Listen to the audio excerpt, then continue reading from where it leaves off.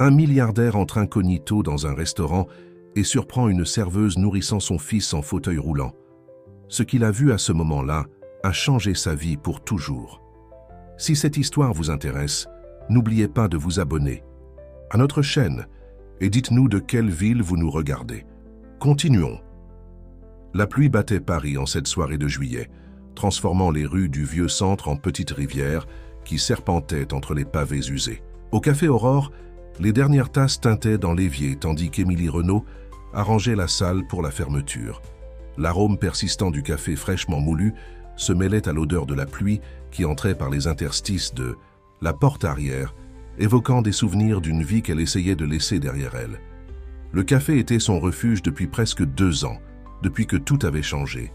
Les murs écaillés gardaient les histoires de générations, et chaque table égratignée portait les souvenirs de rencontres, d'adieux et de nouveaux départs.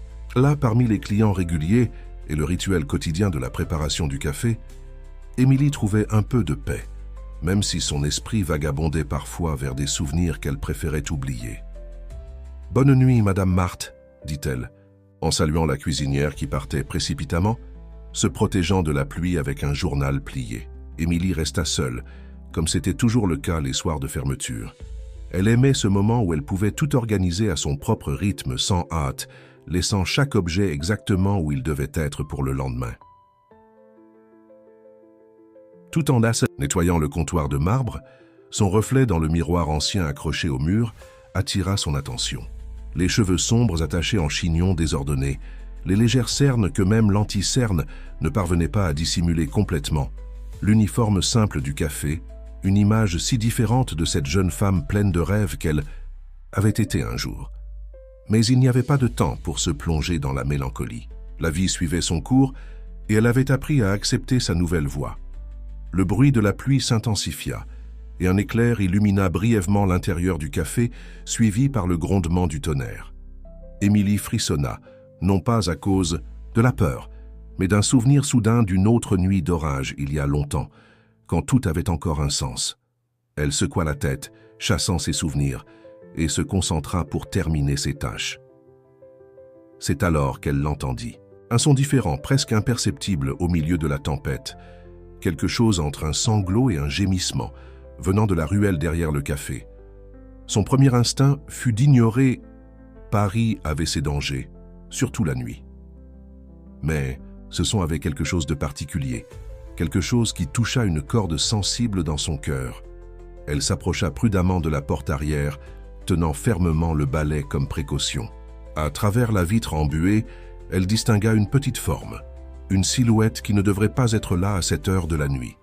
Son cœur s'accéléra, partagé entre la prudence et une impulsion inexplicable d'aider.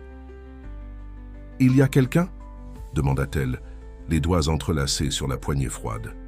Le silence fut sa seule réponse, mais elle pouvait maintenant voir plus clairement.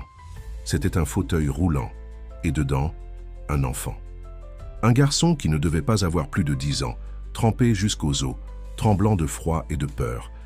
Ses yeux, lorsqu'ils rencontrèrent ceux d'Émilie, portaient un mélange de terreur et de supplication qu'elle ne connaissait que trop bien. Sans réfléchir davantage, Émilie ouvrit la porte.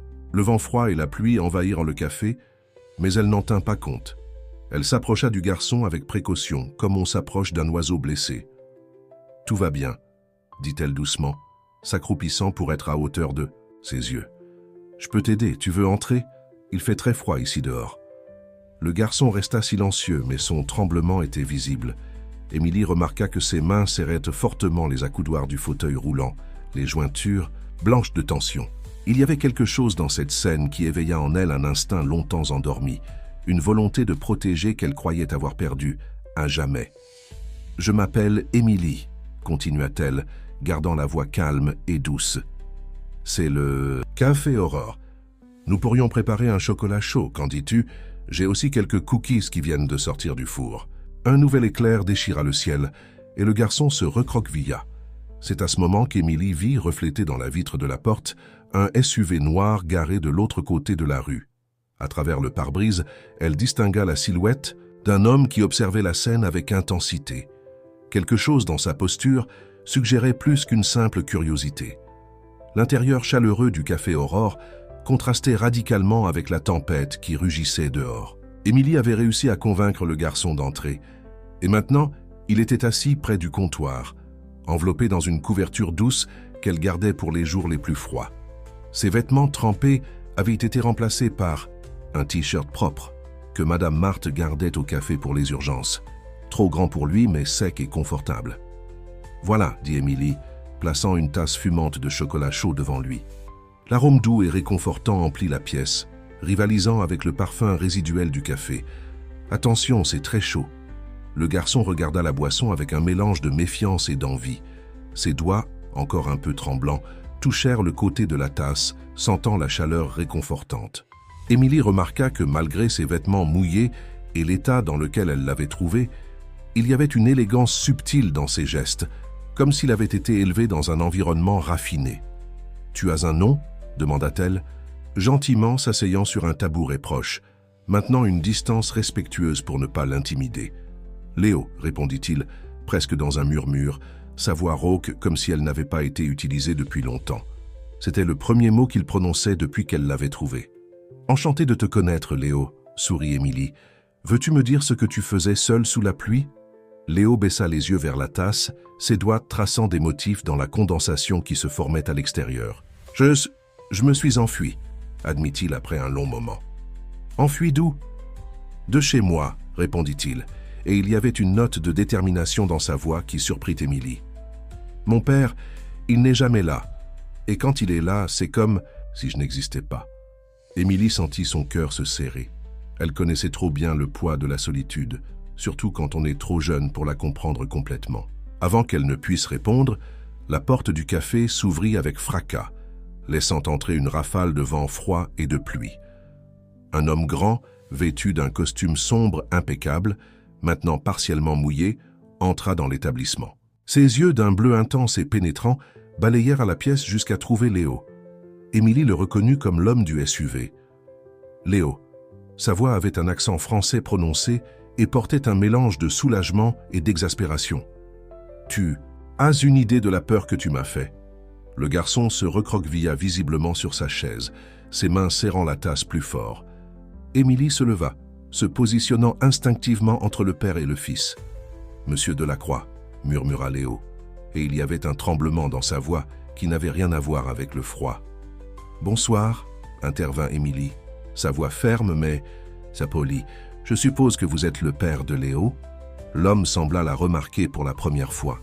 Ses yeux l'étudièrent avec une intensité déconcertante, comme s'il essayait de déterminer quel type de menace elle représentait. « Vincent Delacroix » se présenta-t-il sèchement. « Eh oui, je suis le père de Léo. Je vous remercie de l'avoir. Cabritez, mais nous devons partir maintenant. » Émilie perçut la tension croissante dans l'atmosphère. Léo tenait la tasse comme si c'était un bouclier, et il y avait quelque chose dans la posture rigide de Vincent qui suggérait plus qu'une simple préoccupation paternelle. « Peut-être, » suggéra-t-elle prudemment, « pourrions-nous laisser Léo finir son chocolat chaud?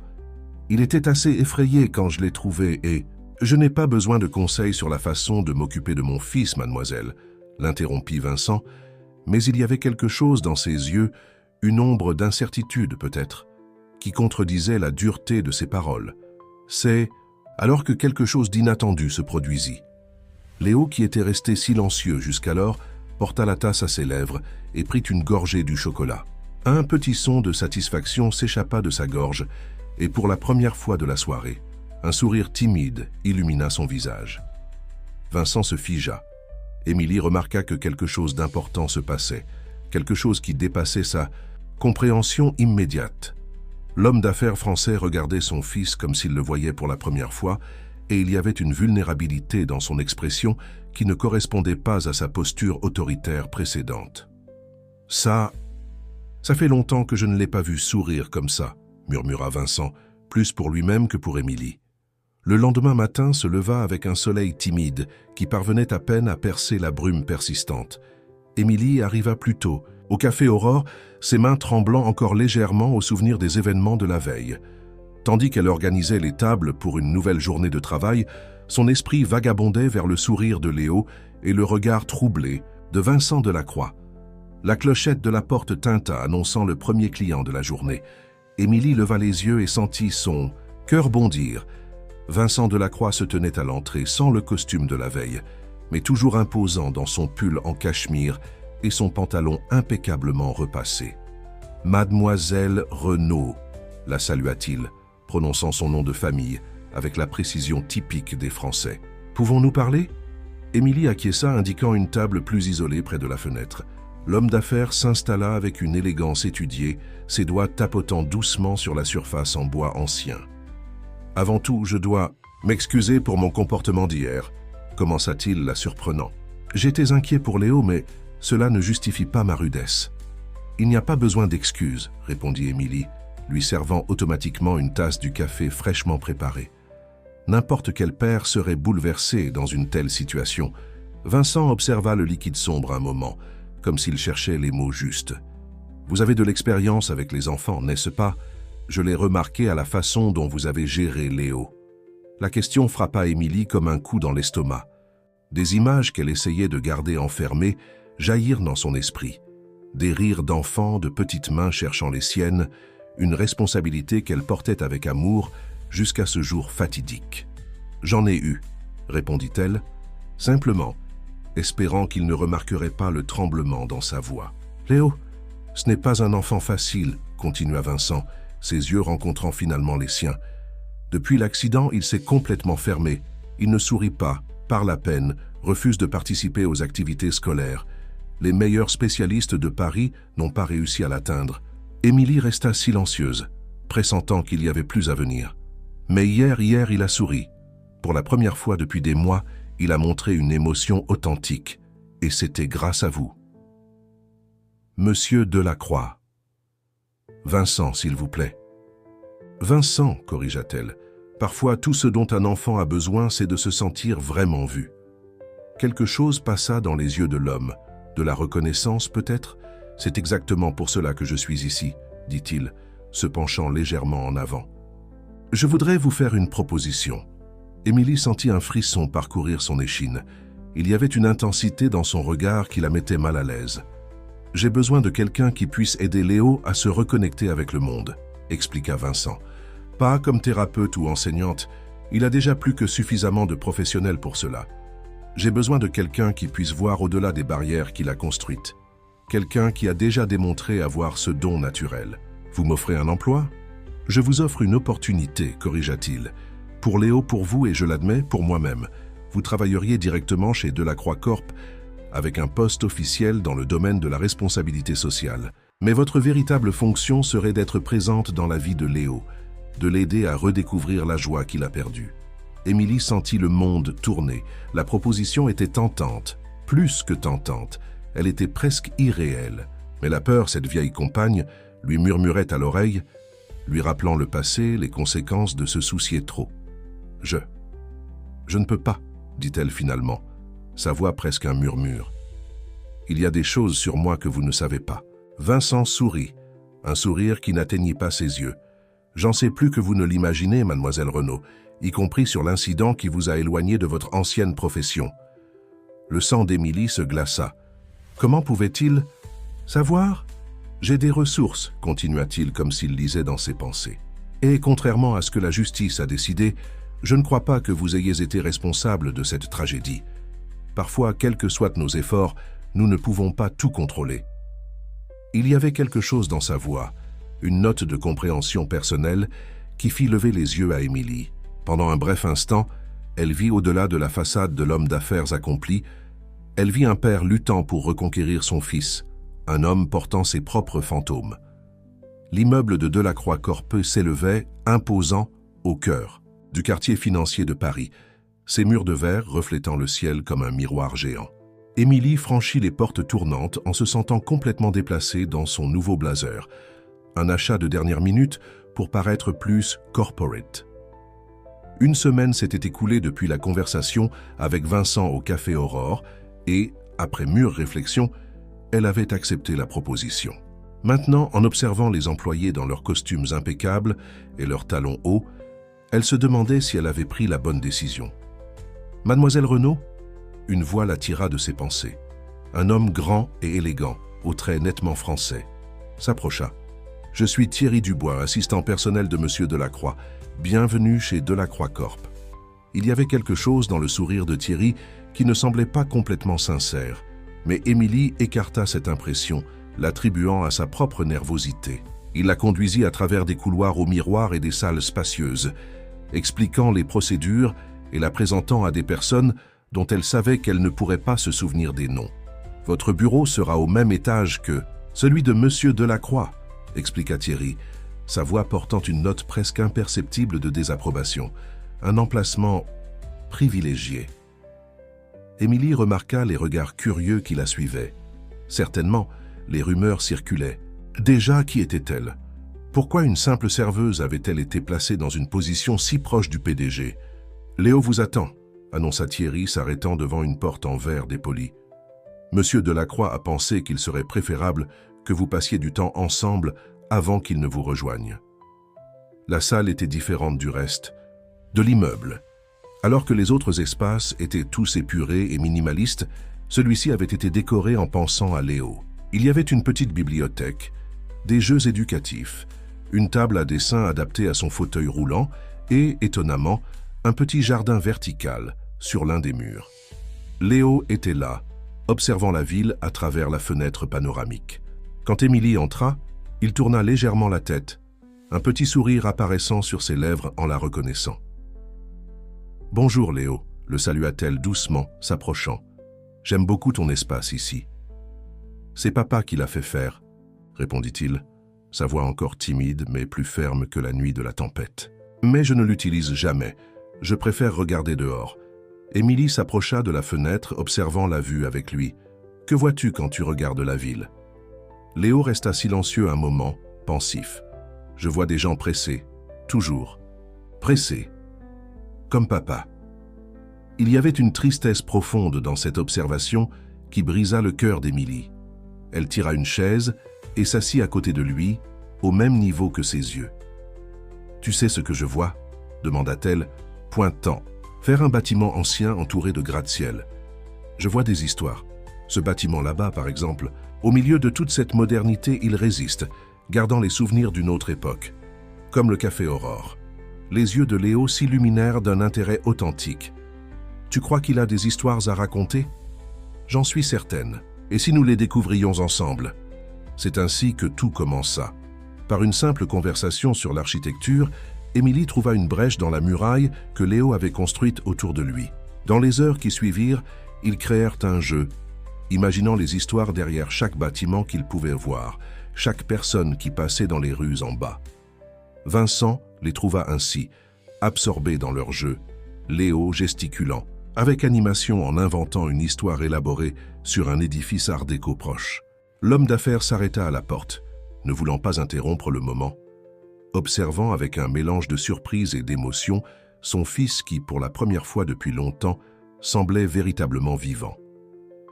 Mais tous ne partageaient pas son enthousiasme. De l'extérieur de la salle, Thierry observait la scène avec des yeux calculateurs, son téléphone enregistrant discrètement chaque détail. Sur son écran, un message attendait une réponse. « Tenez-nous informés sur la nouvelle employée.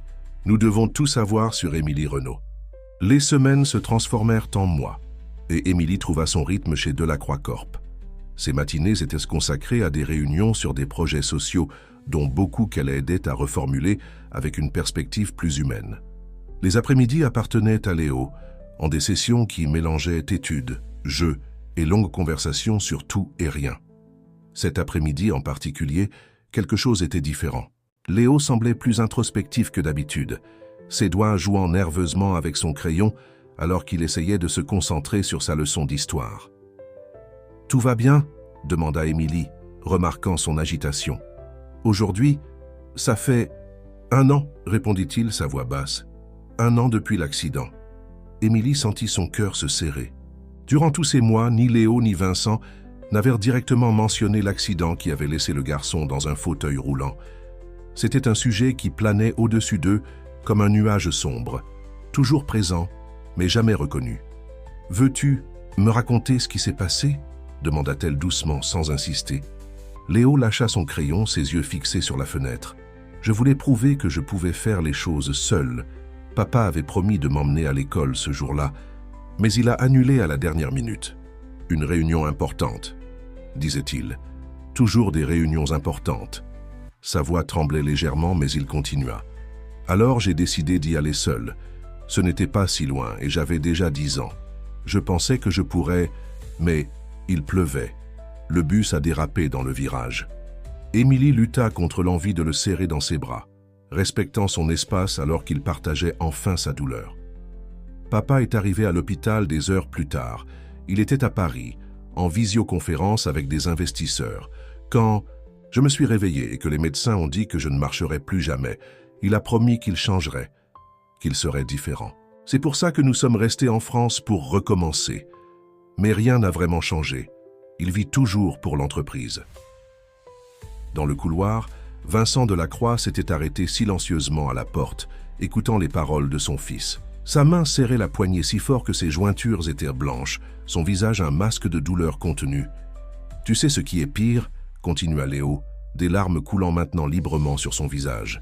« Parfois, je pense qu'il se sent coupable, et c'est pour ça qu'il essaie de compenser avec des choses. Cette salle, les médecins, les professeurs particuliers, mais jamais avec du temps, jamais avec sa présence.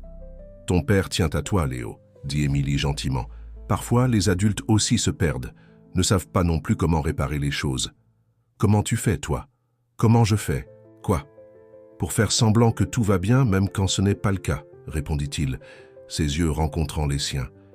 Je sais que tu portes aussi quelque chose de triste. Je le vois dans tes yeux parfois, quand tu penses que personne ne regarde. L'observation prit Émilie au dépourvu. Comment un enfant pouvait-il voir si clairement à travers les masques qu'elle avait perfectionnés au fil des ans? Tu as raison, admit-elle après un moment. Nous portons tous nos histoires, nos douleurs. Mais tu sais ce que j'ai appris? Que nous n'avons pas besoin de tout porter seul. À l'extérieur de la salle, Vincent appuya son front contre le mur froid, ses propres paroles d'il y a des années résonnant dans son esprit. Juste une réunion de plus, fils. Je promets que demain je serai là. Combien de promesses brisées? Combien de moments perdus? Dans la salle, Léo prit son bloc à dessin, une activité qu'il avait redécouverte avec l'aide d'Émilie. « Je peux te dessiner ?» demanda-t-il timidement. « Bien sûr, sourit-elle, s'asseyant dans une position confortable. Mais seulement si après tu me laisses te dessiner aussi. » Tandis que Léo se concentrait sur son dessin, Émilie remarqua un mouvement à la porte. Pendant un bref instant, ses yeux rencontrèrent ceux de Vincent. Et dans ce regard, ils partagèrent une compréhension mutuelle. Tous deux connaissaient le poids des remords, de vivre avec les conséquences de choix qui ne pouvaient être défaits. À l'autre extrémité du couloir, Thierry observait la scène avec un intérêt croissant, son esprit calculant les possibilités. Dans son dossier, un document sur Émilie devenait chaque jour plus épais, chaque détail de son passé soigneusement documenté, y compris ceux qu'elle préférait oublier. Une bruine fine tombait sur Paris quand Émilie quitta l'immeuble de Delacroix Corpeux ce soir-là. Son esprit était encore occupé par la conversation avec Léo, par les vérités douloureuses qui avaient été partagées. Si distraite était-elle qu'elle ne remarqua pas l'homme debout près de l'entrée jusqu'à ce qu'elle le heurte presque. « Attention !» Il la retint par les épaules, l'empêchant de tomber. Ses yeux étaient d'un vert intense, et son sourire avait quelque chose de familier qu'Émilie n'arrivait pas à identifier exactement. « Je suis désolée », se ressaisit-elle, ajustant son sac sur son épaule. « J'étais distraite. »« Ne vous inquiétez pas, » répondit-il, son accent français beaucoup plus doux que celui de Vincent. « Je suis Adrien Morel, journaliste. En fait, je vous attendais. » Émilie fit un pas en arrière, instantanément en alerte. « Moi, pas besoin de vous inquiéter. » Il leva les mains en un geste rassurant.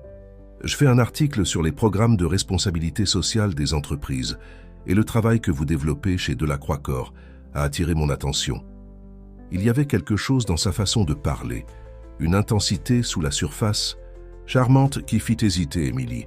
« Je suis désolé, mais je ne suis pas autorisé à donner des interviews. Vous devriez parler à notre département de communication. Et si je vous disais que mon intérêt va au-delà du professionnel ?» Adrien fit un pas en avant, baissant la voix. « Et si je vous disais que je sais sur votre passé, sur l'incident au centre de soins pour enfants ?» Le sang d'Émilie se glaça. « Comment ? Je ne suis pas votre ennemi, Émilie.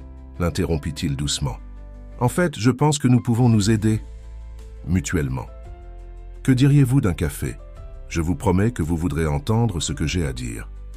Quelque chose dans la façon dont il prononça « café » fit penser Émilie au café Aurore, au confort de ses murs anciens et à l'arôme familier qui la calmait toujours. « D'accord », accepta-t-elle après un moment d'hésitation, « mais je connais un endroit meilleur que les cafés du centre. » Le café Aurore était calme à cette heure, seuls quelques clients habituels occupant les tables de toujours. Madame Marthe sourit en voyant Émilie entrer, mais son sourire vacilla légèrement en remarquant Adrien. « Alors c'est ici que tout a commencé », commenta-t-il, observant l'environnement avec intérêt. « La rencontre avec Léo, la proposition de Vincent. Comment en savez-vous autant sur moi ?» l'interrompit Émilie, sa voix ferme malgré la nervosité qu'elle ressentait. Adrien prit une gorgée de son café, savourant le moment. « Disons que j'ai un intérêt personnel pour la famille Delacroix, principalement pour Vincent. »« Pourquoi ?»« Parce que, il hésita un moment, ses yeux fixés sur la tasse, Vincent Delacroix est mon père. » La révélation frappa Émilie comme un choc électrique. Elle comprenait maintenant pourquoi quelque chose chez Adrien lui semblait familier. Il y avait des traits de Vincent sur son visage, dans sa façon de gesticuler. « Léo, commença-t-elle. « Et mon demi-frère, oui, compléta Adrien. Bien qu'il ne le sache pas, personne ne le sait, en fait.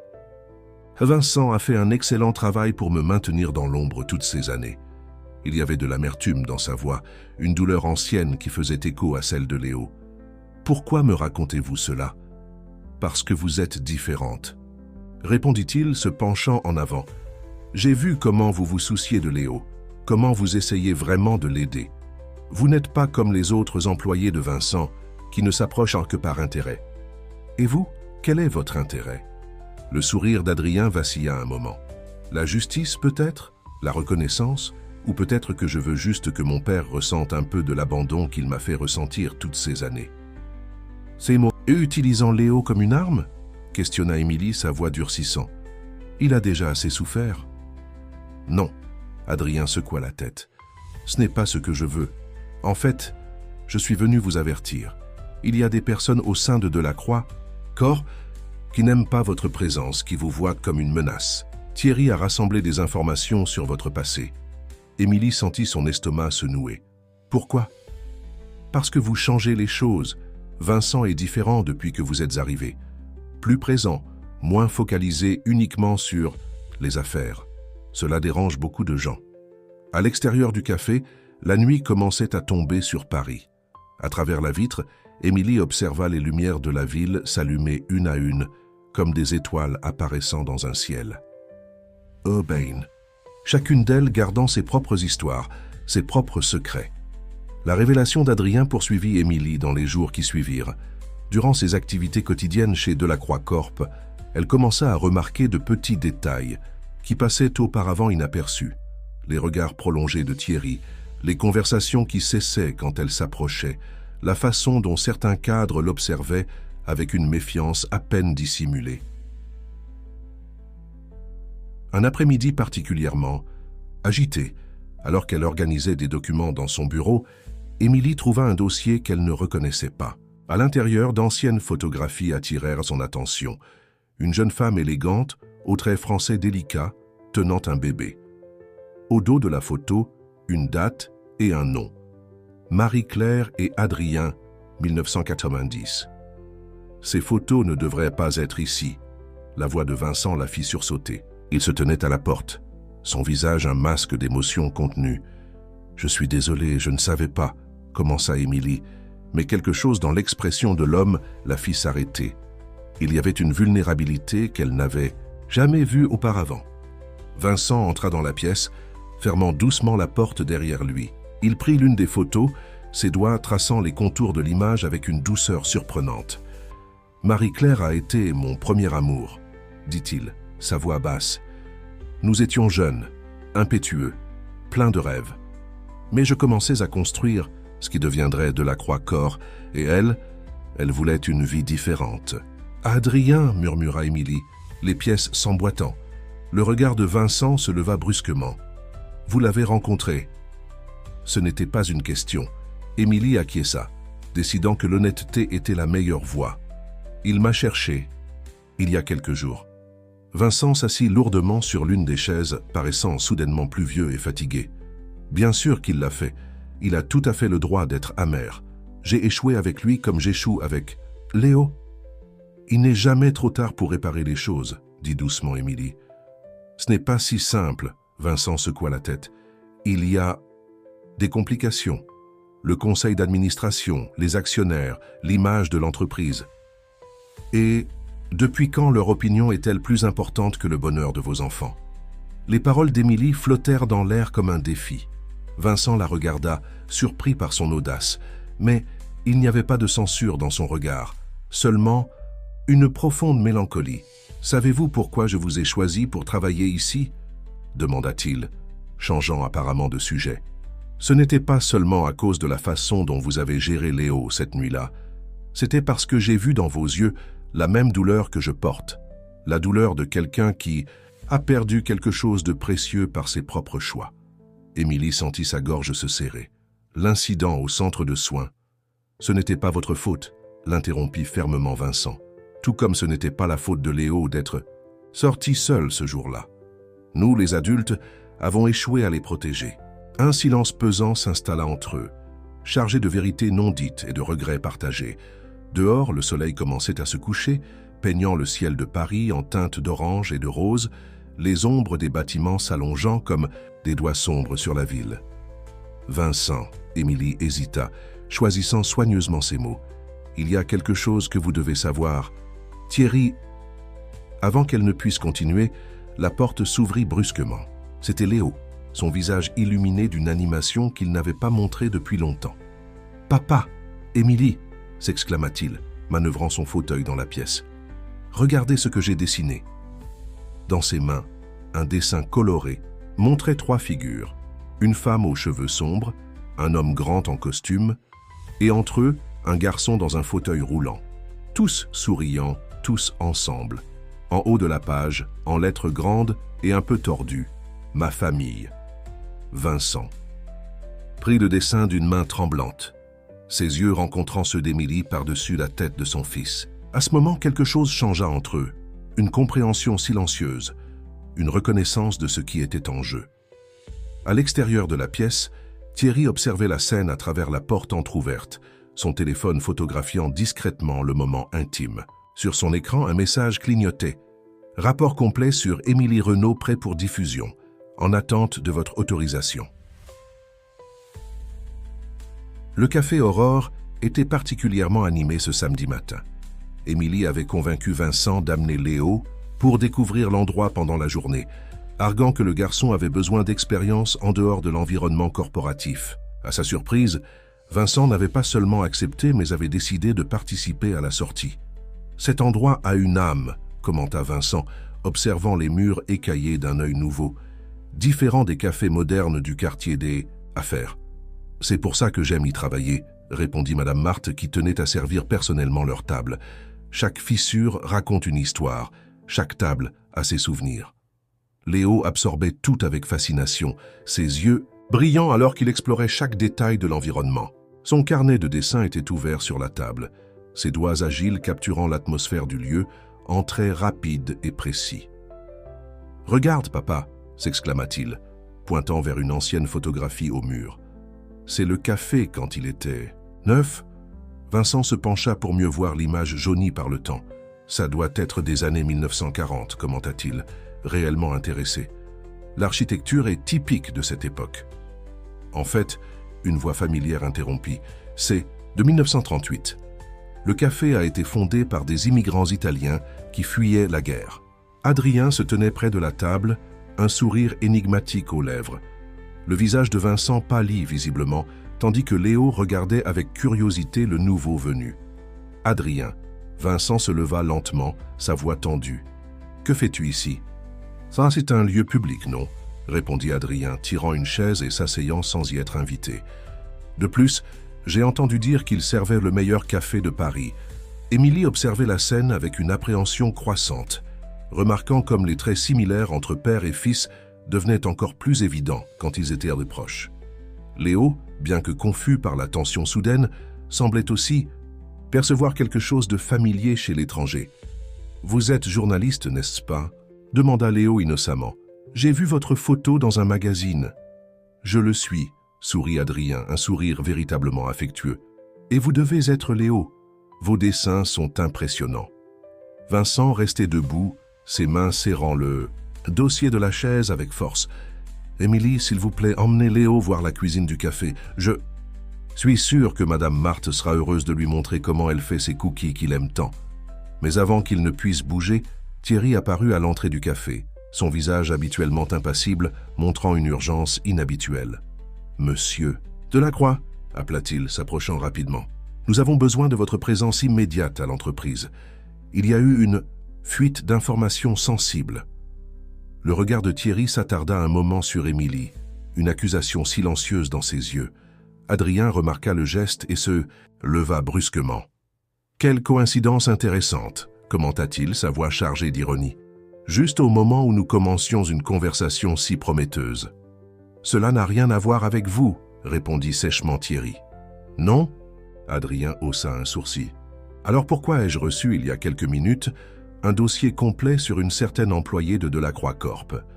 Un dossier qui, curieusement, semble avoir été compilé sous votre supervision, Thierry ?» Le silence qui suivit fut assourdissant. Léo regardait d'un adulte à l'autre, son expression confuse se transformant en inquiétude. Vincent semblait livrer une bataille intérieure, ses yeux alternant entre Adrien et Thierry. « Papa ?» La voix de Léo trembla légèrement. « Que se passe-t-il » C'est cette question innocente qui sembla sortir Vincent de son conflit interne. Son visage se durcit, une décision étant prise. « Thierry, vous allez m'expliquer exactement ce qui se passe. » Sa voix était glaciale. « Et quand ?»« À vous, Adrien. Je pense qu'il est plus que temps que nous ayons une conversation honnête. »« 17 ans en retard, je dirais, » répondit Adrien, un éclat de défi dans ses yeux verts, les mêmes yeux de Marie-Claire sur les anciennes photographies. L'ambiance au café Aurore avait complètement changé. L'environnement accueillant, de quelques minutes auparavant, avait cédé la place à une tension palpable qui semblait électriser l'air. Madame Marthe, percevant la situation, commença discrètement à éloigner les autres clients des tables proches. Émilie restait aux côtés de Léo, une main protectrice sur son épaule, tandis qu'elle observait la confrontation qui se déroulait. Des années de secrets, de mensonges et de douleurs non reconnues étaient sur le point d'éclater au grand jour, et elle savait que rien ne serait plus pareil après ce jour. Le café Aurore avait été vidé grâce à la discrétion de Madame Marthe. Seules les 5 personnes restaient, Vincent, Adrien, Émilie, Léo et Thierry, chacun portant son propre poids de vérité non dite. Avant toute chose, Vincent commença, sa voix contrôlée. « Je veux voir ce dossier que vous avez mentionné. »« Adrien ?» Adrien prit sa tablette et la fit glisser sur la table. À l'écran, un document détaillé sur Émilie s'ouvrait, incluant des informations qu'elle-même avait essayé d'oublier. D'anciennes photos, des dossiers médicaux, des témoignages. Du procès judiciaire, sa vie exposée dans un cruel détail. Comment ? Vincent se tourna vers Thierry qui maintenait une posture rigide, mais visiblement mal à l'aise. « Monsieur, je ne faisais que suivre les ordres de protection des intérêts de l'entreprise. » Thierry tenta de se justifier. Mademoiselle Renaud avait accès à des informations sensibles et son historique. « Mon historique ?» Émilie l'interrompit, sa voix tremblant d'indignation. « Vous avez enquêté sur toute ma vie pour me discréditer ? Pourquoi ?»« Parce que vous changiez les choses, » répondit Adrien à la place de Thierry.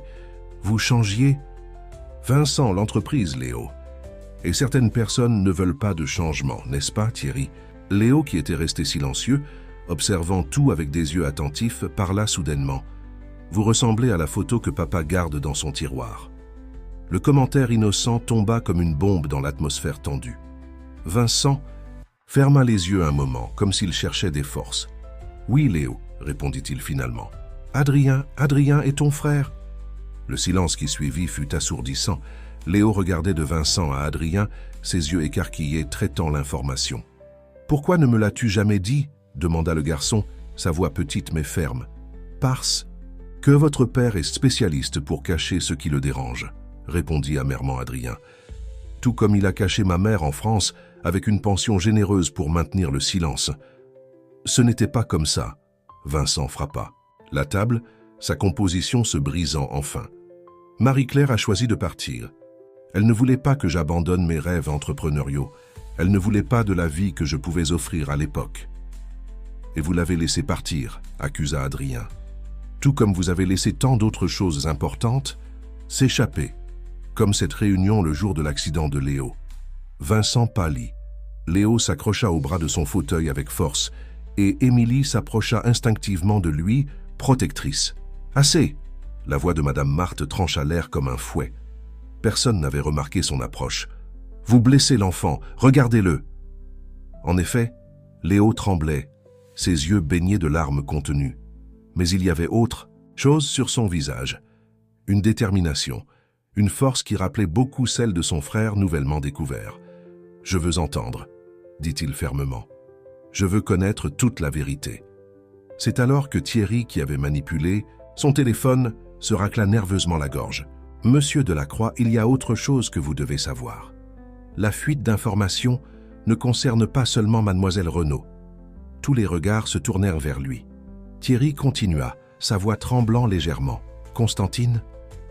Global a fait une offre hostile d'achat. Ils ont accès à des documents internes de Delacroix Corp. Des documents qui n'auraient pu être fournis que par quelqu'un de l'intérieur. Par vous, compléta Adrien, un sourire sans humour sur ses lèvres. Vous travaillez pour eux depuis combien de temps, Thierry? Depuis que vous m'avez contacté avec des informations exclusives sur Delacroix Corp, Petit. Le visage de Thierry se contracta dans une grimace de culpabilité. Vincent, qui semblait avoir vieilli de 10 ans en quelques minutes, s'affaissa dans sa chaise. « Tout ce que j'ai construit, » murmura-t-il. « Non, interrompit Léo étonnamment. Ce n'est pas tout ce que tu as construit, papa. C'est tout ce qui nous a empêchés d'être une vraie famille. » Le commentaire, venant d'un enfant que tous sous-estimaient, frappa Vincent comme un coup de poing dans l'estomac. Il regarda ses deux fils, un qu'il avait tenté de maintenir à distance et l'autre qu'il avait presque perdu par ses choix mal avisés. Le soleil de l'après-midi entrait par les fenêtres du café Aurore. Créant des motifs dorés sur les murs anciens, Madame Marthe y avait servi une nouvelle tournée de café pour tous, y compris un chocolat chaud spécial pour Léo. L'arôme familier semblait calmer les esprits, apportant une trêve momentanée à la tension. « Tu as raison, Léo. » Vincent brisa finalement le silence, sa voix chargée d'émotions contenues. « J'ai passé tant de temps à construire des murs que j'ai oublié de construire des ponts. » Adrien, qui avait joué distraitement avec sa tasse, leva les yeux. « Pourquoi n'avez-vous jamais essayé de me chercher? Après que j'ai grandi, après que vous vous êtes établi. » La peur, admit Vincent, le mot semblant lui coûter beaucoup. La peur d'affronter mes erreurs, de ne pas savoir comment être père, de ne pas être accepté. Comment pensez-vous que je me suis senti? La voix d'Adrien trembla légèrement. En grandissant, sachant que j'avais un père qui préférait faire comme si je n'existais pas, Léo, surprenant à nouveau tout, le monde, manœuvra son fauteuil pour se placer entre son père et son frère nouvellement découverts. J'avais peur aussi, dit-il. Peur que papa ne reste avec moi que par obligation, après l'accident. Mais Émilie m'a appris que parfois, nous devons dire ce que nous ressentons, même quand ça fait mal. Émilie, qui observait la scène, le cœur serré, sentit les yeux de tous se tourner vers elle. J'ai juste montré que nous portons tous des douleurs, mais aussi la capacité de guérir. Comment avez-vous guéri votre douleur? Demanda doucement Vincent. Après l'incident, au centre de soins, Émilie respira profondément, sentant qu'il était temps d'affronter ses propres fantômes. Je ne l'ai pas complètement guéri, mais j'ai appris que nous pouvons choisir comment notre douleur nous transforme. Elle peut nous faire ériger des murs ou construire des ponts. Thierry, qui était resté silencieux, se leva soudainement. « Monsieur Delacroix, je vais me rendre aux autorités, confesser mon implication avec Constantine Global. »« Asseyez-vous, Thierry, » ordonna. « Vincent, » sa voix étonnamment calme, « vous allez nous dire exactement ce qu'ils savent et ce qu'ils prévoient, et ensuite nous allons résoudre cela ensemble. »« Ensemble ?» Thierry cligna des yeux, confus. « Oui, ensemble. » Vincent regarda ses fils. « Il est temps que Delacroix Corp devienne ce qu'elle aurait toujours dû être, un héritage d'union, pas de division. » Adrien fronça les sourcils. « Que voulez-vous dire ?»« Je veux dire qu'il est peut-être temps de tout repenser. l'entreprise, ses priorités, sa gestion. Vincent fit une pause, regardant Émilie. « Vous avez montré à Léo qu'il y a d'autres façons de voir le monde. Vous me l'avez montré aussi, bien que j'ai mis du temps à le réaliser. » Léo, qui avait pris son carnet de dessin, commença à esquisser quelque chose avec une énergie que renouvelée. « Nous pouvons faire comme le Café Aurore », s'exclama-t-il, « un endroit où les gens se sentent chez eux, où les histoires se rencontrent. »« De quoi parles-tu, fils ?» demanda Vincent, se penchant pour voir le dessin. « Regardez !» Léo tourna le carnet, montrant une esquisse du Café Aurore transformé. Dans ses lignes enfantines mais expressives, le café s'agrandissait, gagnait des rampes d'accès, des espaces de vie communes, une bibliothèque. Cela pourrait être un projet de l'entreprise, un lieu pour des personnes comme moi qui ont besoin d'aide spéciale, mais aussi pour tous ceux qui ont besoin de se sentir accueillis. Émilie sentit des larmes dans ses yeux en voyant le dessin. C'était plus qu'un projet architectural enfantin, c'était un symbole de guérison, de reconstruction. « Le garçon a de la vision », commenta Madame Marthe qui s'était approchée pour voir le dessin, « et du cœur. »« Il a le cœur de sa mère », dit doucement Adrien, se surprenant lui-même par le commentaire. Vincent regarda son fils aîné, des années de regret dans ses yeux. Marie-Claire a toujours su voir la beauté dans les choses simples. C'est ce que j'aimais chez elle, avant. « De me perdre dans l'ambition. » « Il n'est pas encore tard, » dit Léo, sa voix pleine d'espoir. « Nous pouvons recommencer, nous tous. » La cloche de la porte du café tinta doucement, comme si elle approuvait. Dehors, Paris continuait son rythme frénétique, mais à l'intérieur du Café Aurore, quelque chose changeait. Des murs commençaient à tomber et des ponts commençaient à se construire. La semaine qui suivit les révélations au Café Aurore fut un tourbillon de changements chez Delacroix-Corps. Vincent, inspiré par l'idée de Léo, convoqua une réunion extraordinaire du Conseil pour présenter une proposition révolutionnaire, la transformation du Café Aurore en un centre culturel inclusif. « Ce que vous voyez, » expliqua Vincent, projetant les dessins de Léo sur un écran géant dans la salle de réunion, « n'est pas seulement un projet de responsabilité sociale, c'est une nouvelle vision pour notre entreprise. » Les dirigeants s'agitaient inconfortablement, dans leurs fauteuils en cuir, échangeant des regards sceptiques. Dans un coin de la salle, Émilie observait tout aux côtés de Léo, qui avait insisté pour présenter personnellement ses idées. « Mais Monsieur Delacroix, » interrompit l'un des directeurs, « le terrain du café est déjà destiné au nouveau complexe d'entreprise. Les contrats peuvent être refaits, » coupa Vincent avec une fermeté qui surprit tout le monde. « Et quant au complexe d'entreprise, j'ai une proposition alternative. » D'un geste, il appela Adrien, qui attendait à l'extérieur. Le brouhaha dans la salle augmenta lorsque le journaliste entra, sa ressemblance avec Vincent impossible à ignorer. « Mon fils », Vincent fit une pause significative, « a de l'expérience dans des projets culturels en France. Il va nous aider à développer quelque chose de vraiment innovant. » Le mot « fils » tomba comme une bombe dans la salle.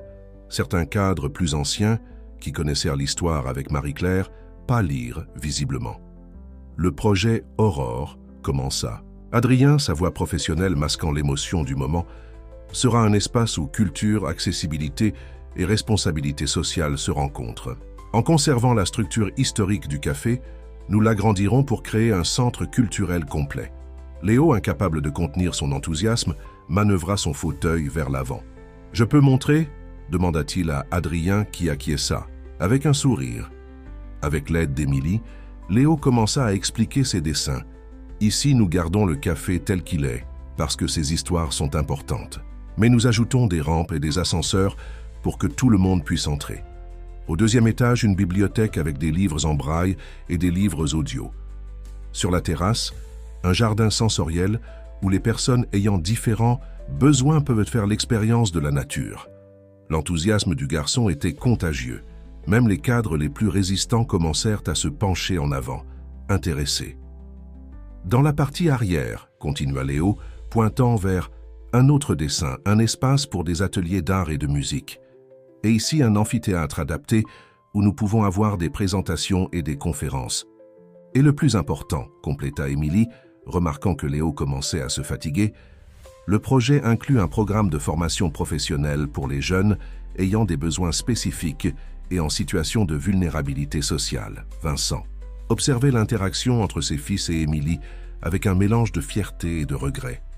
Comment avait-il pu être aveugle si longtemps à ce qui importait vraiment? Les coûts, commença un autre directeur, mais il fut interrompu par une voix inattendue.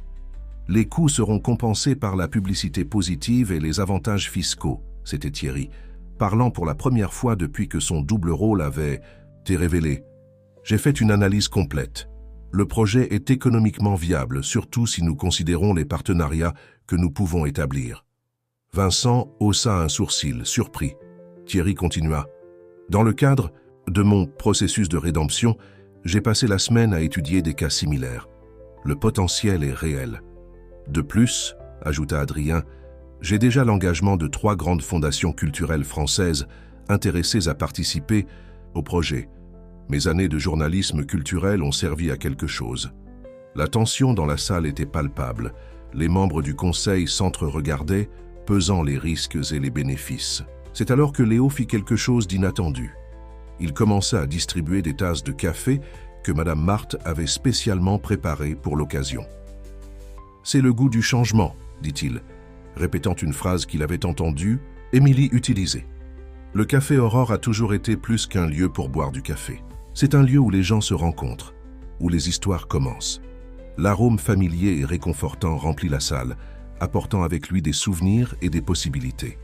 Vincent observa les visages autour de la table s'adoucir, les expressions sceptiques, laissant place à quelque chose de plus réceptif. « Votons », annonça-t-il, sa voix ferme mais douce. Pas seulement sur un projet, mais sur l'avenir que nous voulons construire. La nouvelle de l'approbation du projet Aurore se répandit rapidement dans Delacroix Corp. Dans les couloirs autrefois froids et impersonnels, un nouveau type d'énergie circulait. Des employés qui se saluaient à peine s'arrêtaient maintenant pour discuter d'idées pour le projet, partager des suggestions, offrir de l'aide.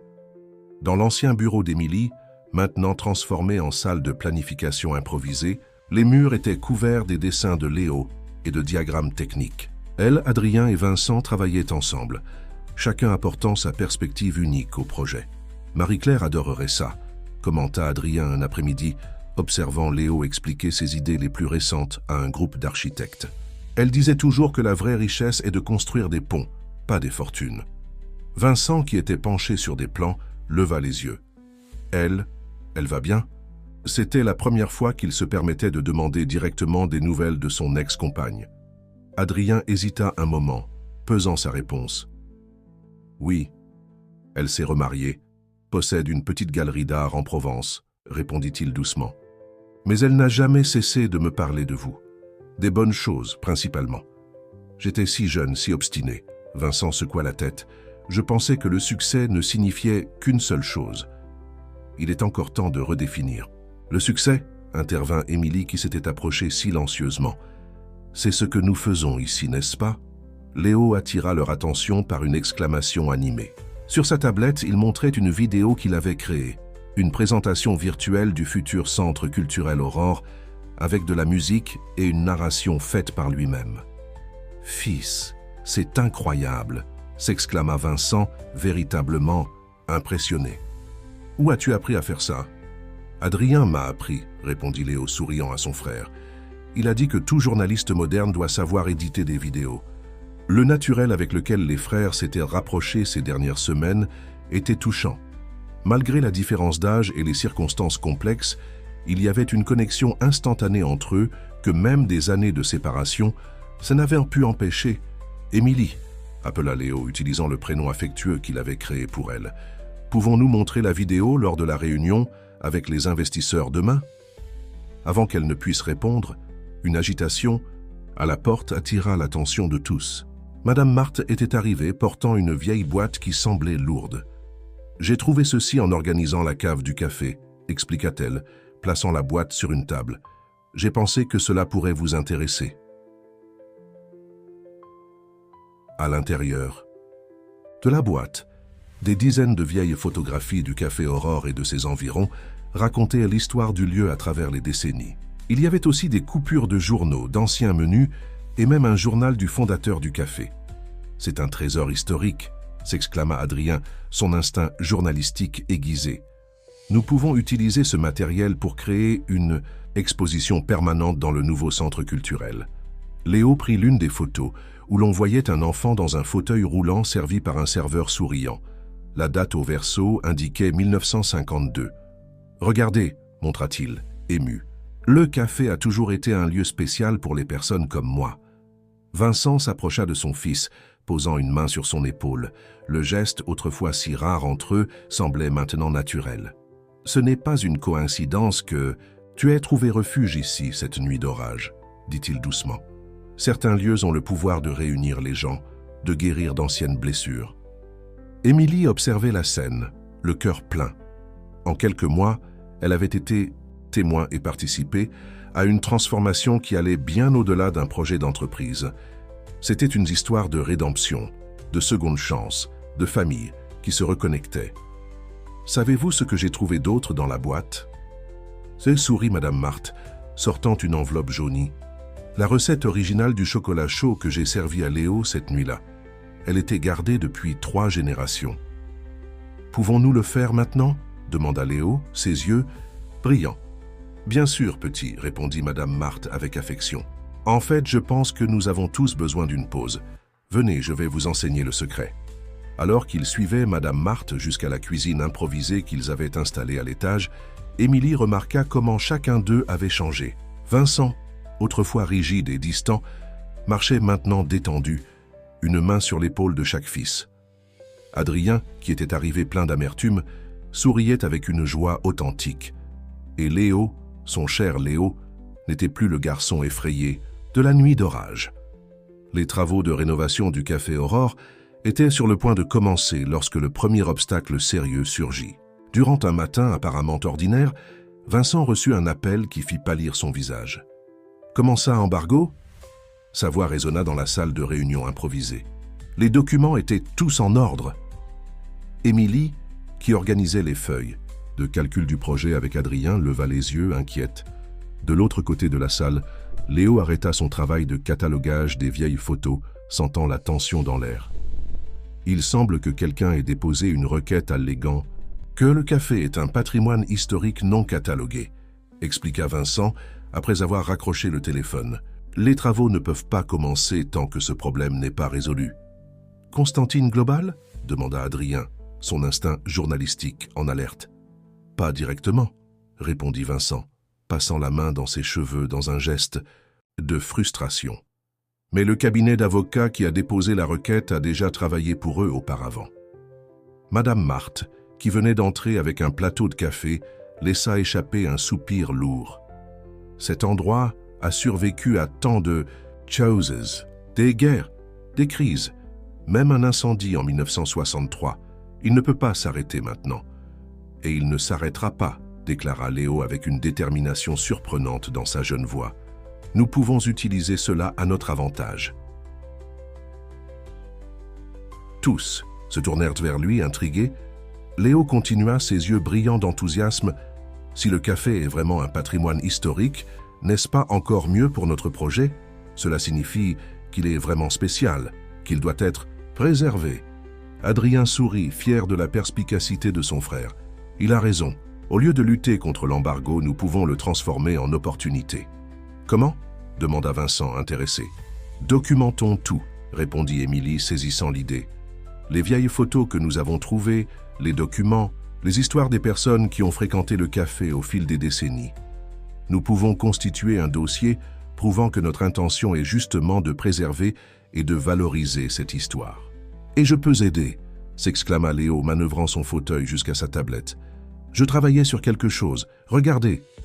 Sur l'écran, un documentaire amateur montrait des interviews que Léo avait réalisées avec d'anciens clients du café. C'étaient des témoignages émouvants sur des rencontres marquantes, des décisions importantes prises là, des moments de joie et de réconfort partagés entre ces vieux murs. « Quand as-tu fait ça ?» demanda Vincent, impressionné. « Ces dernières semaines, » répondit Léo, rougissant légèrement.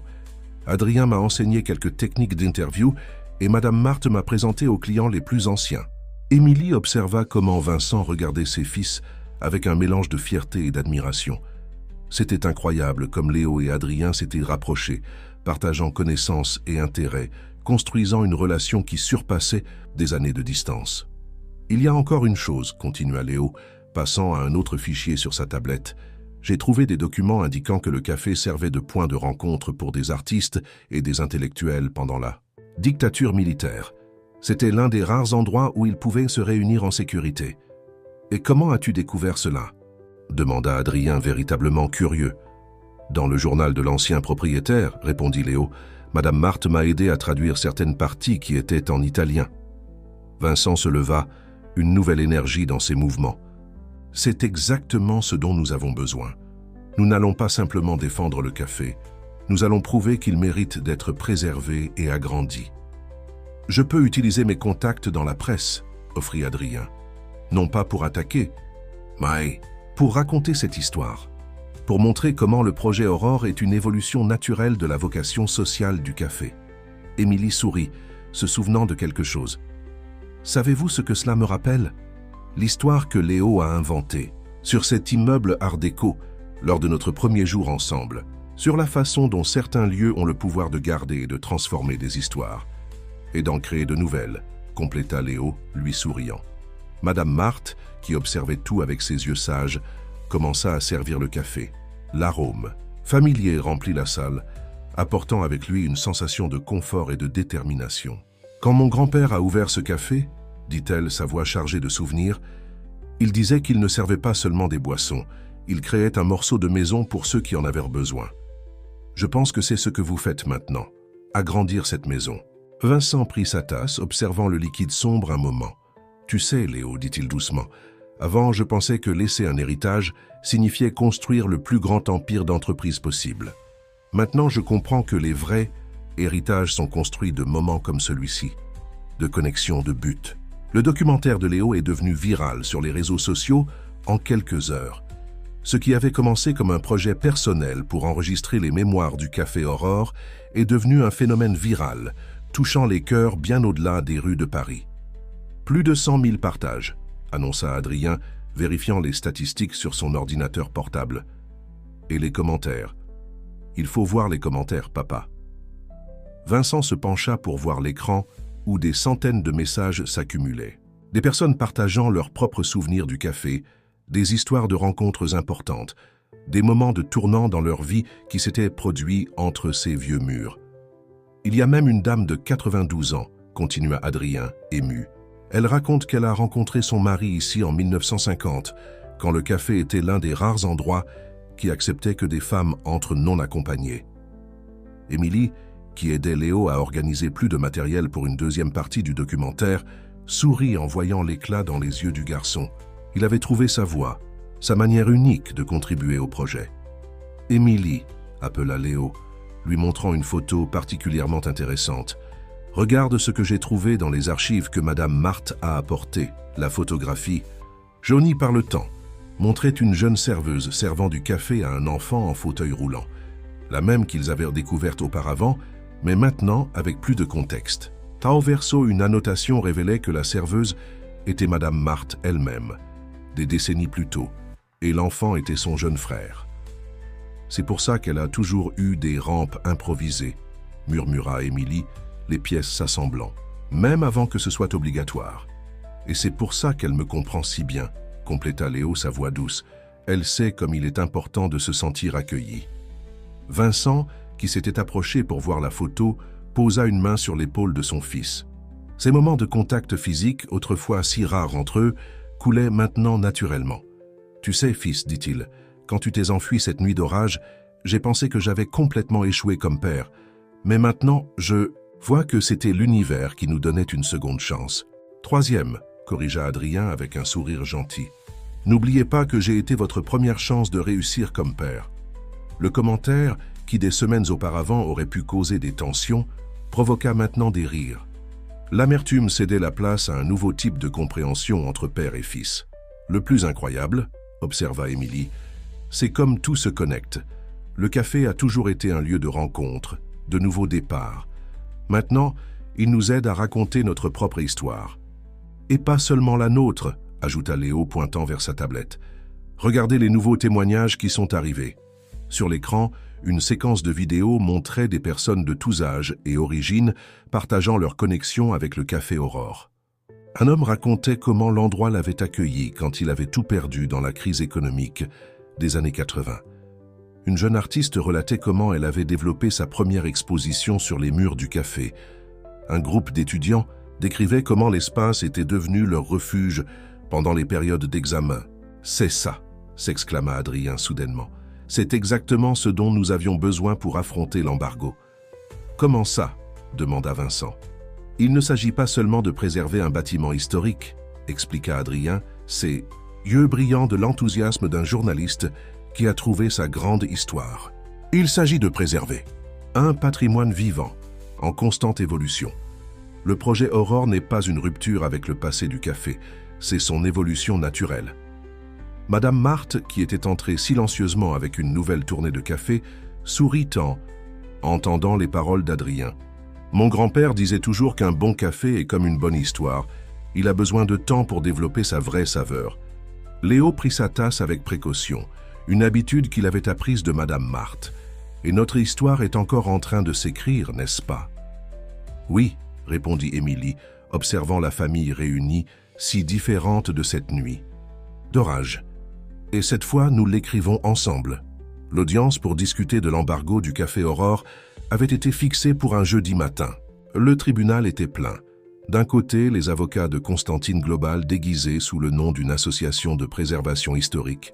De l'autre, la famille Delacroix unie, accompagnée par Émilie et une surprise inattendue.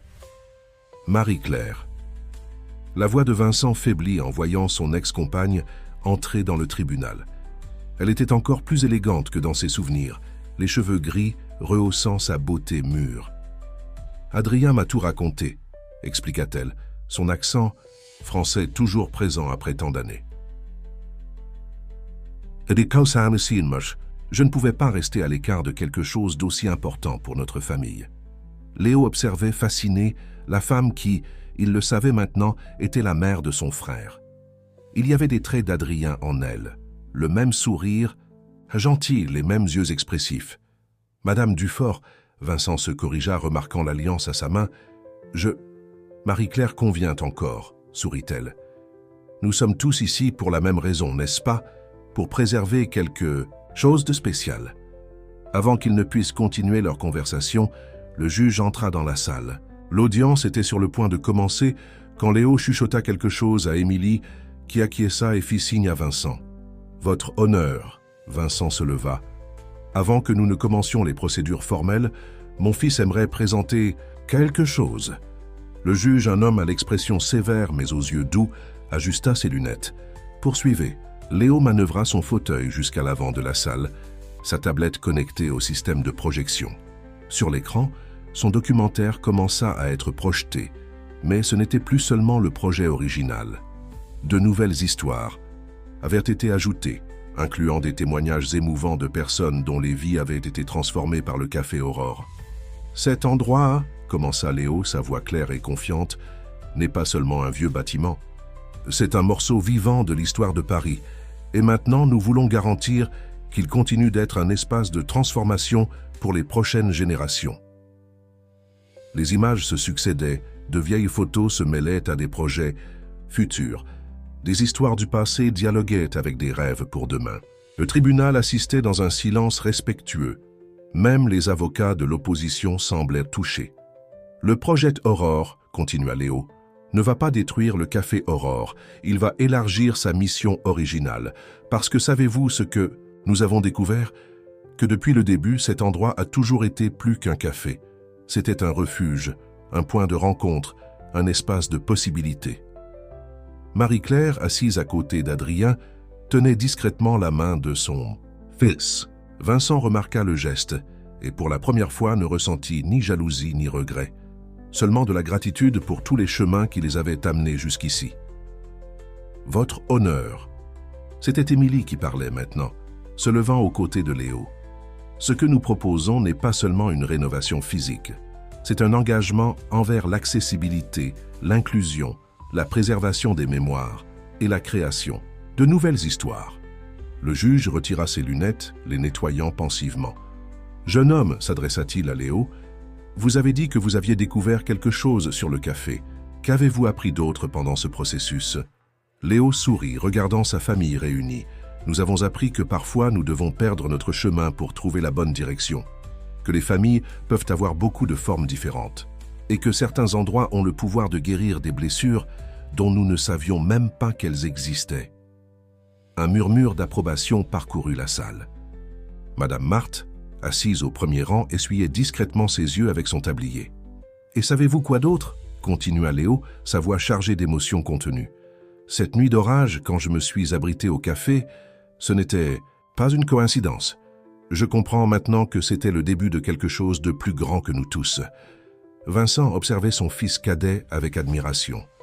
Quand était-il devenu si articulé, si sûr de lui?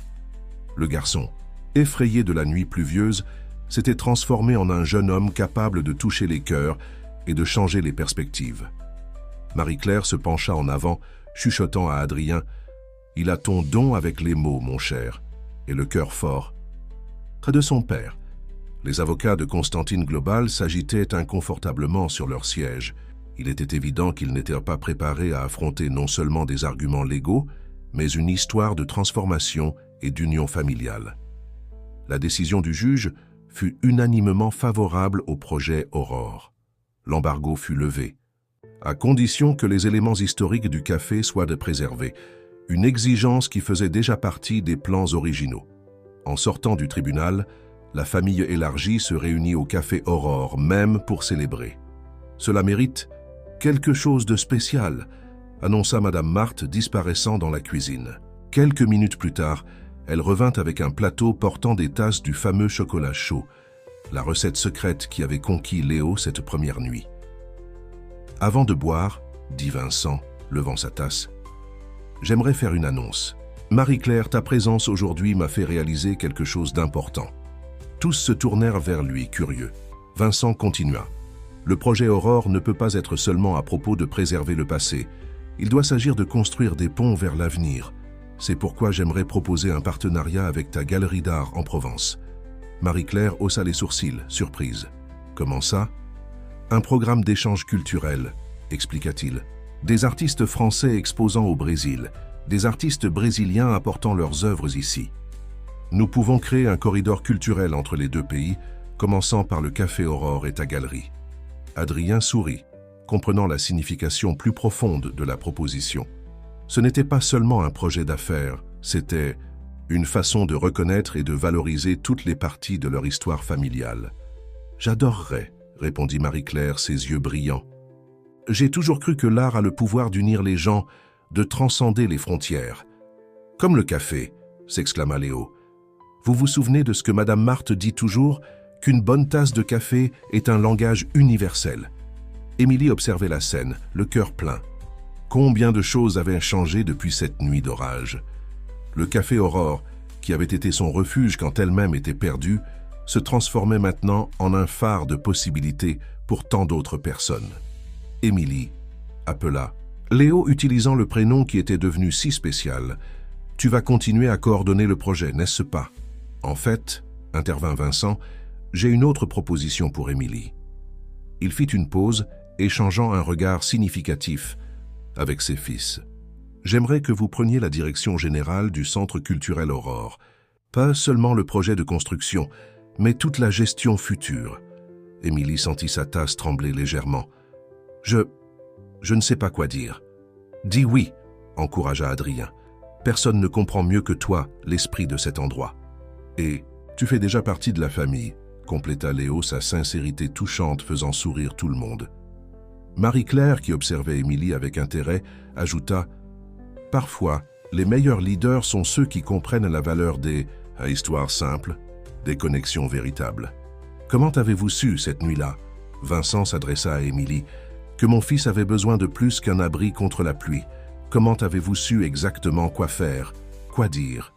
Émilie regarda sa tasse de chocolat chaud, se souvenant de cette nuit qui semblait maintenant si lointaine. « Je ne savais pas, » admit-elle. « J'ai juste suivi mon cœur.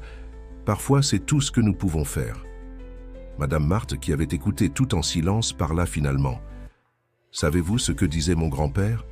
Qu'un vrai café a besoin de 3 choses. De bons grains, de l'eau à la bonne température et, le plus important, quelqu'un qui sache que chaque tasse raconte une histoire différente. Léo prit sa tablette, imaginant déjà de nouvelles possibilités. Nous pouvons créer un espace digital aussi, un lieu où les gens peuvent partager leurs histoires, se connecter et tout documenter, compléta Adrien, le journaliste en lui déjà en train de planifier. Créer une archive vivante, en constante croissance. Marie-Claire sourit, observant ses deux fils interagir avec tant de naturel. « La vie est étrange, n'est-ce pas ?» murmura-t-elle à Vincent. « Parfois, nous devons faire un très grand détour pour arriver là où nous devrions être. » Les mois suivants furent une période de transformation intense, non seulement pour le Café Aurore, mais pour tous les impliqués. Les travaux avançaient à un rythme constant, toujours en respectant la structure historique du lieu. Chaque mur écaillé révélait de nouvelles histoires. Chaque rénovation apportait des possibilités inattendues. Un après-midi particulièrement animé, Émilie supervisait l'installation des nouvelles rampes d'accès quand elle remarqua quelque chose d'intéressant. Sous plusieurs couches de peinture apparaissaient d'anciennes peintures sur les murs. C'étaient des fresques délicates représentant des scènes du Paris d'autrefois. « C'est incroyable !» s'exclama Léo, qui suivait tout de près, documentant chaque découverte. Sur sa tablette, nous pouvons les préserver et les incorporer au projet. Adrien, qui photographiait le processus pour un reportage spécial qu'il préparait, s'approcha pour mieux examiner les fresques. Elles semblent être des années 1940, observa-t-il. Regardez les vêtements des personnes représentées. Vincent, qui venait d'arriver d'une réunion, rejoignit le groupe. Ces derniers mois, il avait visiblement changé. Sa posture rigide avait fait place à une présence plus détendue. Le costume impeccable, souvent remplacé par des vêtements plus décontractés quand il visitait les travaux. « Savez-vous ce que cela me rappelle ?» commenta-t-il, observant les fresques. « Cette histoire que tu as racontée, Léo, sur la façon dont certains lieux gardent des souvenirs dans leurs murs. Il semble que tu avais plus raison que nous ne l'imaginions. » Madame Marthe, qui passait avec un plateau de café pour les ouvriers, s'arrêta pour admirer les peintures. « Mon grand-père parlait toujours de ces fresques, dit-elle, émue. Elles ont été faites par un artiste italien qui fréquentait le café. Nous pensions qu'elles étaient perdues à jamais. »« Rien ne se perd vraiment, » réfléchit Émilie. « Tout attend simplement le bon moment pour être redécouvert. » La phrase flotta dans l'air, chargée de signification pour tous les présents. Vincent échangea un regard significatif avec Adrien, se souvenant du récent voyage qu'ils avaient fait ensemble en Provence pour visiter Marie-Claire et connaître sa galerie. « En parlant de redécouverte, dit Adrien, prenant son ordinateur portable, je veux vous montrer quelque chose. C'est un projet parallèle que je développe. Sur l'écran apparut un site magnifiquement conçu, Mémoire de l'Aurore, une archive vivante. C'était une plateforme interactive où les gens pouvaient partager leurs histoires liées au café avec des photos, des vidéos et des témoignages. L'idée est que ce soit plus qu'un simple site, expliqua-t-il. Ce sera un espace de connexion où le passé et le présent peuvent dialoguer continuellement. Léo, qui explorait déjà le site avec enthousiasme, s'exclama. « Regardez, il y a une section spéciale pour les histoires d'accessibilité. Nous pouvons l'utiliser pour montrer comment le café a toujours été un lieu inclusif, même avant. » Que les lois n'existent. Et il y a plus, continua Adrien. Marie-Claire a suggéré que nous créions une galerie virtuelle connectant des artistes des deux pays. Elle a déjà commencé à cataloguer des œuvres en Provence qui dialoguent avec notre histoire ici. Vincent sourit en entendant le nom de son ex-compagne. L'ancienne amertume avait été remplacée par un nouveau type de compréhension et de respect. Elle a toujours eu un regard spécial pour les connexions improbables, commenta-t-il. Comme toi et le café, observa Léo, s'adressant à son père. Qui aurait imaginé qu'un homme d'affaires si formel finirait par tomber amoureux d'un endroit comme celui-ci? Et qui aurait imaginé, ajouta Émilie, qu'une nuit d'orage changerait tant de vies? Madame Marthe, qui était revenue avec plus de café, leva sa tasse dans un toast silencieux. Savez-vous ce que cela prouve? Que mon grand-père avait raison quand il disait qu'un café n'est pas fait seulement de murs et de meubles, mais des histoires qu'il garde et des vies qu'il transforme. Dehors, le bruit des travaux continuait. Marteau, scie, voix d'ouvrier. Mais à l'intérieur du café, en ce moment précis, il y avait une paix spéciale. C'était comme si le lieu lui-même respirait, se renouvelant sans perdre son essence. Parfois, Je pense, dit Léo, griffonnant distraitement dans son carnet de dessin, que le café est comme ces vieux arbres du parc. Même quand il subit des tailles et des changements, ses racines restent fermes, nourrissant de nouvelles croissances. Vincent s'approcha de son fils, observant le dessin qui prenait forme sous ses doigts. C'était le café Aurore. Mais comme il était ni comme il serait, c'était une vision qui mélangeait passé et futur, mémoire et possibilité. À la veille de l'inauguration du nouveau centre culturel Aurore, le groupe se réunit pour un moment intime au café. Les travaux étaient pratiquement terminés, les derniers détails étant finalisés pour le grand jour. L'espace était méconnaissable et en même temps étrangement familier. C'est incroyable comment nous avons réussi à maintenir l'âme du lieu, commenta Émilie, passant la main sur le comptoir restauré. Les marques de décennies d'utilisation avaient été préservées, racontant silencieusement leurs propres histoires. Léo parcourait les nouveaux espaces dans son fauteuil roulant, testant chaque rampe, chaque accès. Son visage brillait de satisfaction en voyant comment ses idées s'étaient matérialisées. « Regardez !» appela-t-il, s'arrêtant devant un mur spécial. La fresque des histoires est exactement comme nous l'avions imaginé. Le mur, qui était auparavant caché sous des couches de peinture, exhibait maintenant une mosaïque de photographies, de documents et d'art. Au centre, la fresque originale restaurée se mêlait à des contributions contemporaines, créant un dialogue visuel entre passé et présent. « Marie-Claire serait fière, dit Adrien, photographiant les détails. Elle disait toujours que le véritable art est celui qui connecte les temps et les personnes. Et elle le verra personnellement demain, rappela Vincent.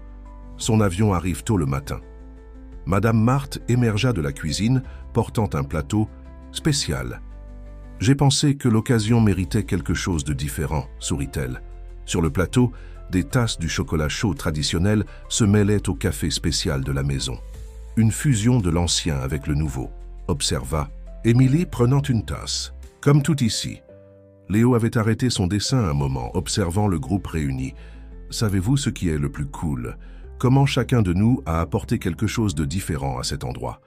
Madame Marthe avec ses recettes et ses histoires, Émilie avec son souci des personnes, papa avec sa vision des affaires. Et toi, compléta Adrien, avec ta capacité à voir des possibilités là où d'autres voient des limitations. Vincent s'approcha de ses fils, un de chaque côté. Il n'avait plus besoin de mots pour exprimer son amour. Il était là dans les petits gestes, dans les regards partagés, dans la présence constante qui manquait tant auparavant. « Demain, dit-il, quand les portes s'ouvriront, ce ne sera pas seulement un nouvel espace culturel qui naît. Ce sera la continuation de toutes les histoires que cet endroit a gardées, et le début de beaucoup d'autres. » Émilie observait la scène le cœur plein. Combien tout avait changé depuis cette nuit d'orage. La peur qui la paralysait auparavant, les souvenirs douloureux qu'elle portait, tout s'était transformé en quelque chose de nouveau, quelque chose de significatif. « Il y a une chose que je gardais, » dit Léo soudainement, manœuvrant son fauteuil jusqu'à son sac. De l'intérieur, il sortit une enveloppe jaunie. Je l'ai trouvée dans les vieilles archives du café, mais j'attendais le bon moment pour la montrer. Tous s'approchèrent, curieux.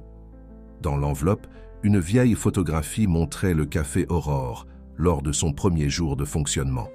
Sur l'image, un groupe diversifié de personnes souriait à la caméra. Des immigrants italiens, des familles françaises, des travailleurs et des intellectuels, tous partageant le même espace. « Regardez la date », indiqua Léo. C'était exactement 85 ans avant le jour de l'inauguration du nouveau centre culturel. « Ce n'est pas une coïncidence », murmura Madame Marthe. « Certaines histoires sont écrites bien avant qu'elles ne se produisent. » Le groupe resta silencieux un moment, chacun absorbant la signification de cette découverte. Dehors, Paris continuait son rythme frénétique, mais à l'intérieur du café, le temps semblait couler différemment. « Alors, » dit Adrien, levant sa tasse, « un toast ?»« Au café Aurore, » commença Vincent. « Aux nouvelles histoires, » ajouta Émilie. « À la famille, » compléta Léo, son sourire illuminant l'espace. « À tout cela, » conclut Madame Marthe, « et à ce qui est encore à venir. » Les tasses tintèrent doucement, le son résonnant sur les murs qui avaient été témoins de tant d'autres célébrations au fil des décennies. Sur la fresque des histoires, les images semblaient prendre vie sous la lumière du crépuscule, comme si tous ceux qui étaient repassés par là étaient, d'une certaine façon, présents en ce moment. Le jour de l'inauguration du Centre culturel Aurore se leva avec un soleil brillant, comme si Paris voulait aussi célébrer le moment.